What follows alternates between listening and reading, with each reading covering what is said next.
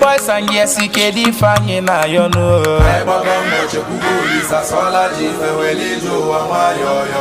Imana obu kwogu ibo muma. Dabula do kutule tu kobo. Asonye kuli bola biko kuboku. Okula karipa na kawa yeba noroto ya. No biaki na onye mwe. Mbia yechieze na n'onyozo. Nge kwenti na obi tingi susu kobo. Ma ebili dosi be yebina. Nansogbu akaka n'otu nde nwunye di. Ma ebili dosi be yebina. N'oke ngụkọ na-ebute n'ajọ mgbagbu. Onye metelu nwa ọkwa bika ya lalụ. Na mmadụ na-anabe ndị nwe ya n'osiga. Osoku ya bulotu n'iri n'ise.